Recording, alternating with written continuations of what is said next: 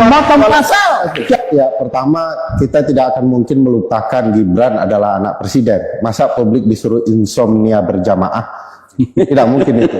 Kedua, tidak mungkin kita samakan antara karpet merah yang diberikan Gibran melalui putusan MK dengan 2 periode presiden.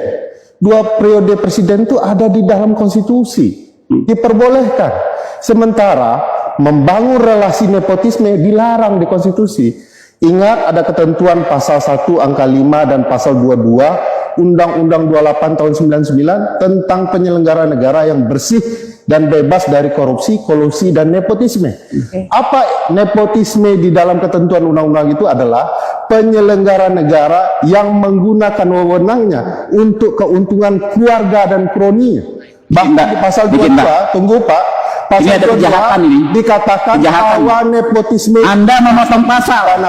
Anda memotong pasal. Silakan buka ketentuan undang-undang. Ini harus diingat bahwa ketentuan pasal 6 Undang-Undang Dasar 1945 mengatakan bahwa syarat-syarat menjadi calon presiden diatur dalam undang-undang, dan selama putusan MK selalu bicara ini hak pembentuk undang-undang. Harus diingat sedikit lagi bahwa Gibran termasuk partai yang setuju agar usia calon presiden 40 tahun.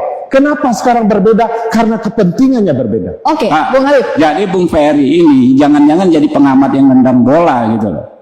Jadi kalau mengutip pasal itu paling pantang kita memotong pasal. Itu sangat tidak etis. Tidak, silakan cek pasalnya. Ya, pasal 1 angka 5 ada kata-kata, tunggu dulu. Anda tidak baca pasal. Ada kalimat melanggar hukum. Anda.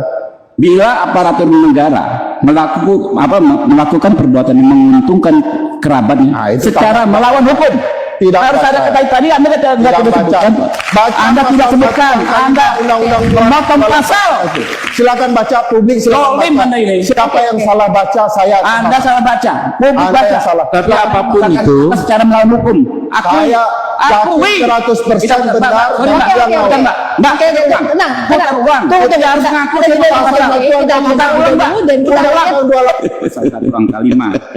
Undang-Undang 28 tahun. Kalian pasal 22-nya, Bang.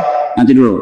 Boleh saya ngomong nggak? Oke, monggo gantian ya. Habib duluan yang ngomong. Bang Habib lanjut. Ya kan, nepotisme adalah perbuatan penyelenggara negara secara melawan hukum yang menguntungkan kepentingan keluarganya dan atau kroninya di atas kepentingan masyarakat bangsa dan negara. Itu. Enggak, sorry, nanti dulu. Kalau Anda mau ngomong silakan, tapi saya satu ya biar kedengeran kan? Bung Habib. Ada itu yang saya koreksi dari Pak Ferry ini.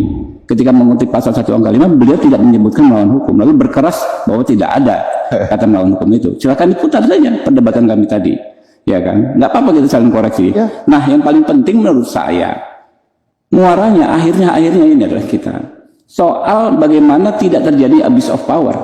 Daripada kita memperdebatkan kata ke kata, susah lah, ya kan? Tafsir menafsir kata. Yang penting bagaimana kita mengawasi pelaksanaan kontestasi ini jangan terjadi abuse of power. Saya katakan tadi, saya Habibur Rahman, saya maju 2019 sama Pak Ustadz Mardani. Enak sekali Mbak, nggak diawasi masyarakat dan lain sebagainya. Sekarang kita salah dikit disuratin, diprotes, ya kan? Dipanggil Bawaslu, diawasi oleh masyarakat, ya, diingatkan oleh masyarakat, gitu kan? Nah, jadi ketika orang memegang kekuasaan ada dua sisi. Di satu sisi mungkin bisa lebih mudah karena ada anggaran, ada program dan lain sebagainya. Tapi di sisi lain kita bagaikan di ruang kaca. Negara kita negara demokrasi. Jadi jangan sampai ada power itu harus diawasi. Pertama, semakin beliau bacakan ketentuan pasal 1 angka 5 itu semakin cocok dengan peristiwa ini. Apalagi kalau dibacakan pasal 22 akan terkena dampak pidana. Dalam setiap tindak pidana pasti ada pelanggaran etik. Kalau mau dibacakan lagi, baca sekaligus Undang-Undang Kekuasaan Kehakiman. Hakim azas nemo iudex in causa sua itu jelas di dalam Undang-Undang Kekuasaan Kehakiman. Kalau dia ada relasi keluarga dengan pihak yang berkara, ke atas, ke bawah, ke samping, dia wajib untuk mundur. Kenapa tidak dilakukan? Kenapa tidak memperjuangkan etik? Kenapa tidak menghormati benchnya Mahkamah Konstitusi? Kenapa demi keluarga dan kroni dapat keuntungan? Siapa yang dapat keuntungan dari putusan Mahkamah Konstitusi kalau bukan keluarga dan kroni dari yang